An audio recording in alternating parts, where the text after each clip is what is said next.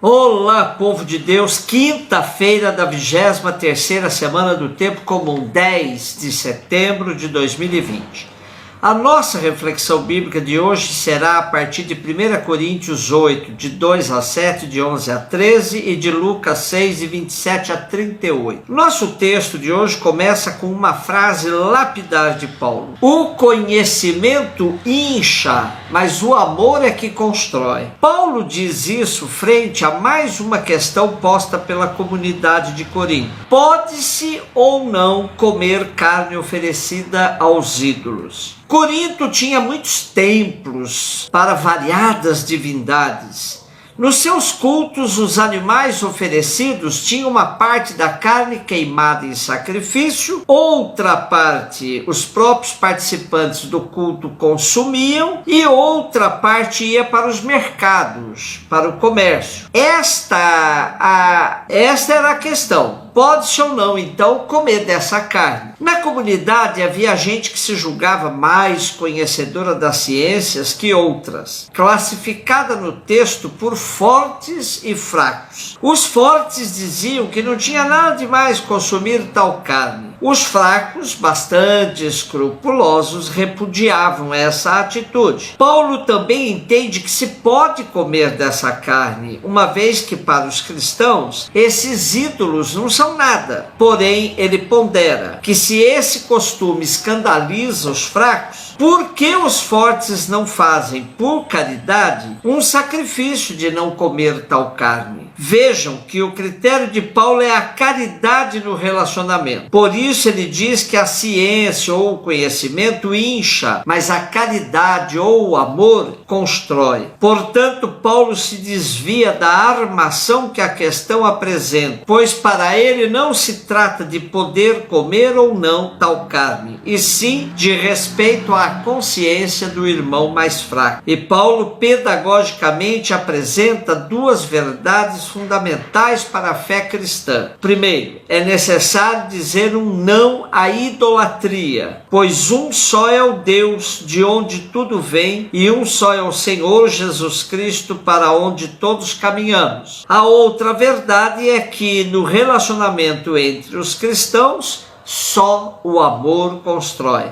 A ciência não é suficiente para o conhecimento da verdade, mas o amor sim. Lucas 6, de 27 a 38. Depois daquela série de bem-aventuranças e mal-aventuranças, Lucas ressalta que uma lista de comportamentos que poderão servir para distinguir os cristãos dos demais seres humanos que em Cristo não creem. E com esses ensinamentos, Jesus se distanciava de todos os rabinos e mestres da lei, pois eles seguiam a velha ordem da reciprocidade nos relacionamentos. E Jesus mostra que esse modo de agir é próprio de pagãos e pecadores.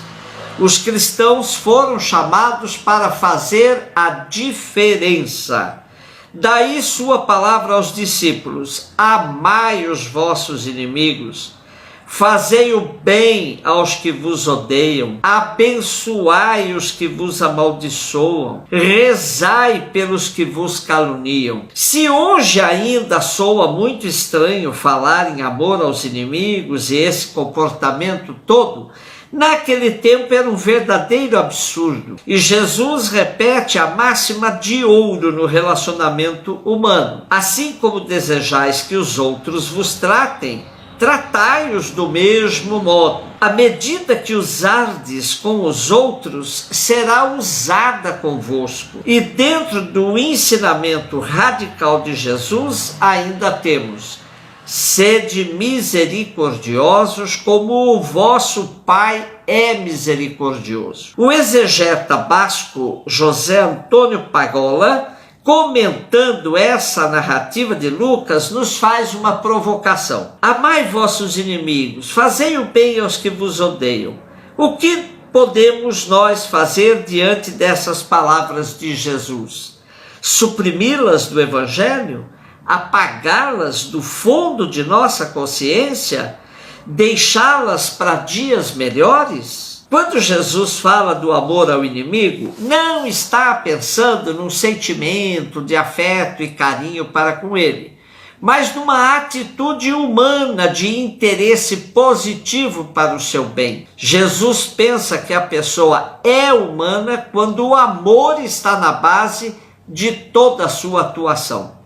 E nem sequer a relação com os inimigos deve ser uma exceção. Quem é humano até o fim respeita a dignidade do inimigo, por mais desfigurada que possa apresentar-se a nós. Não adota diante dele uma postura excludente de maldição, mas uma atitude de bendição. Há situações em que esse amor ao inimigo parece impossível. Estamos demasiadamente feridos para poder perdoar. Precisamos de um tempo para recuperar a paz. É o momento de lembrar que também nós vivemos da paciência e do perdão de Deus. O primeiro passo para vivermos o perdão é abrir mão de qualquer sentimento de vingança. Quando somos ofendidos, movidos pelo instinto, brota em nós um desejo de ir à forra, dar o troco. Quando conseguimos frear essa reação primária, começamos o processo de perdão. Ressentimento alimentado causa danos imensos à nossa vida. Há inclusive quem relacione uma série de enfermidades que começam por aí, por sentimentos de mágoa, de vingança, ressentimentos guardados. Perdoar pode exigir tempo, mas é bom estarmos sempre prontos para desencadearmos o processo de perdão.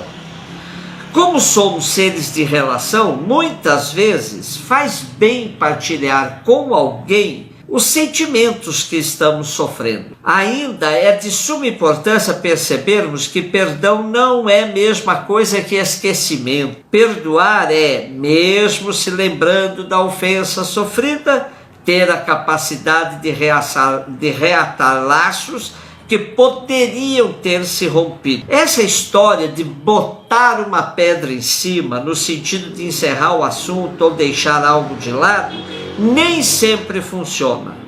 Uma mágoa profunda é capaz de rolar uma rocha. Ter capacidade de, mesmo lembrando-se bem do mal recebido, afugentar ressentimentos, portanto, é fundamental. Por fim, o perdão no sentido cristão tem sua fonte em Deus.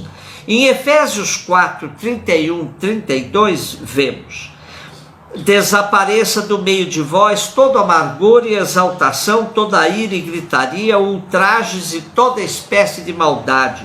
Pelo contrário, sede bondosos e compassivos uns para com os outros, perdoando-vos mutuamente, como Deus vos perdoou em Cristo. Exatamente isso. Perdoar porque se fez a experiência do perdão em Deus. Como disse Jesus na oração do Pai Nosso, perdoai-nos assim como nós perdoamos. Esse assim como é muito perigoso, pois imaginemos se Deus nos perdoasse apenas na mesma medida em que praticamos o perdão entre nós. Daí que a palavra bonita do trecho de hoje, sede misericordiosos como o Pai é misericordioso. Misericórdia é a junção de duas palavras do latim. Miseratio significa compaixão, mais cordis, coração. Assim pode-se entender literalmente misericórdia como coração compadecido. Então concluamos hoje com as palavras sábias de Dom Helder Câmara. Para libertar-te de ti mesmo, lança uma ponte para o outro lado do abismo que o teu egoísmo criou. Procura ver para além de ti mesmo. Procura escutar algum outro e, sobretudo, procure esforçar-te para amar a outros em vez de amar somente a ti. Um beijo no seu coração.